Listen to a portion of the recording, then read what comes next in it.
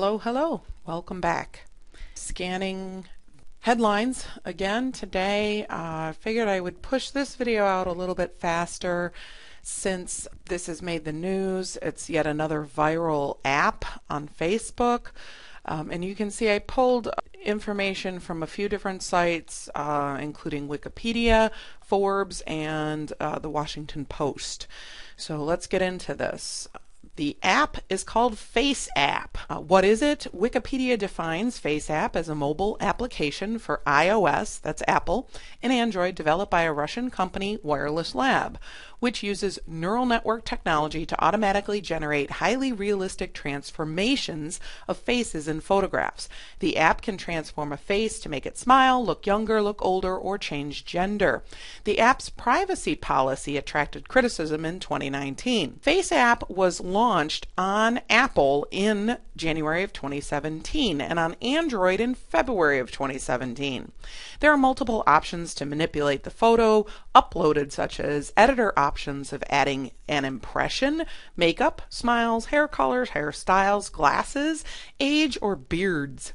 Filters, lens blur, and backgrounds, along with overlays, tattoos, and vignettes are also part of the app. So that's what it is.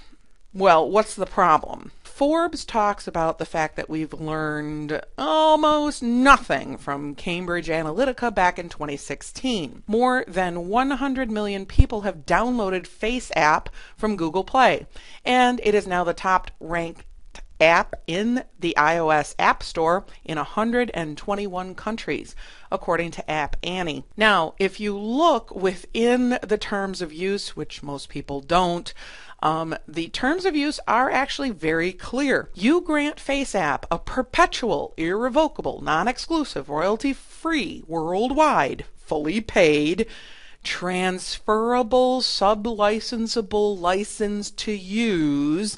That is, of course, they can send your information to any other company they choose to reproduce, modify, adapt, publish, translate, create derivative works from, distribute, publicly perform, and display your user content, and any name, username, or likeness provided in connection with your user content in all media formats and channels now known or later developed, without compensation to you. When you post or otherwise share user content on or through our services, you understand that your user content and any associated information, such as your username, your location, or your profile photo, will be visible to the public.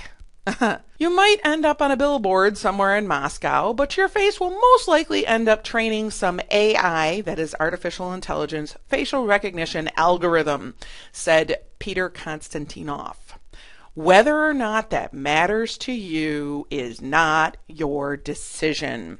But what we have learned in the past few years about viral Facebook apps is the data they collect is not always used for the purposes that we might assume, and the data collected is not always stored securely, safely, or privately. And the Washington Post says, soon after it shot to the top of Apple and Google store charts this week, privacy advocates began waving warning flags about the Russian-made app's vague legalese.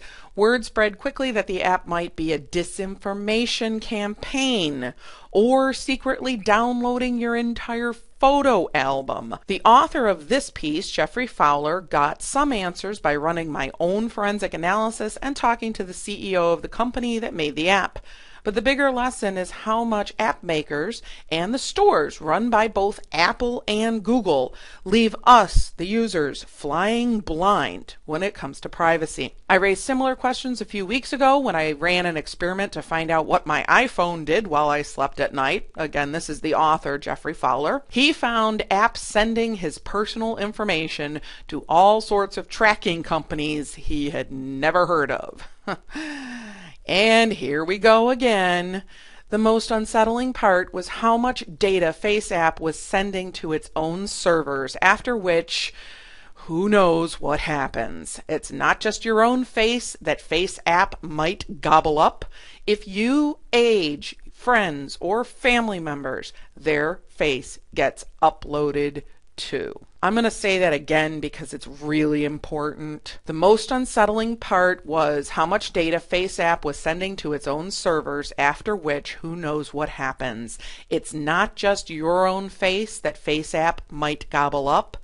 If you or if someone you know ages your friends, yourself, their family members, those faces get uploaded too. In an exchange with FaceApp CEO Yaroslav Goncharov, he tried to clarify some of this.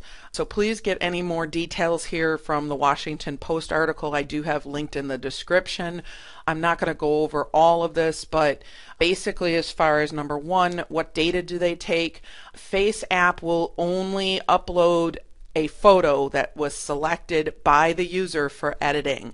The rest of your camera roll does stay on your phone. You can also use FaceApp without giving it your name or email, and 99% of users do just that, he said. How long do they hold my data? The app's terms of service, which we talked about, granted a perpetual license to the photos. FaceApp, the CEO said FaceApp deletes most of the photos from its servers after 48 hours. What exactly that means is anybody's real guess. What are they doing with my data? Is FaceApp using our faces in the maps it makes of them for anything other than the express purpose of the app, such as running facial identification on us? No, Goncharov said. Legally, though, the app's terms give it, and whoever might buy it or work with it in the future, the right to do whatever it wants with your face. So it could run facial identification programs. Who has access to the data? Only the FaceApp people right now. Aside, as was pointed out, it shares data with trackers from Facebook and AdMob. AdMob is a service that's run by Google. Another exception, users in Russia may have their data stored in Russia. How can I delete the app? Just deleting how can I delete my data? Just deleting the app won't get rid of the photos FaceApp may have in the cloud. Goncharov said people can put in a request to delete all the data from FaceApp servers, but the process is convoluted. You can still do that, but we learned nothing from Cambridge Analytica in 2016.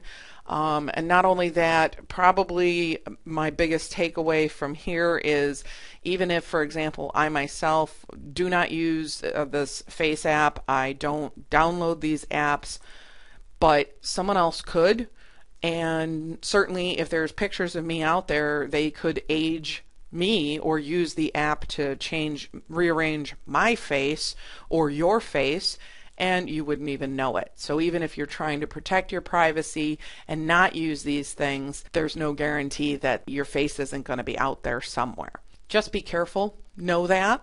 And if you like the content, please leave me a note, email me back, like, comment, or share on the video, and thank you very much.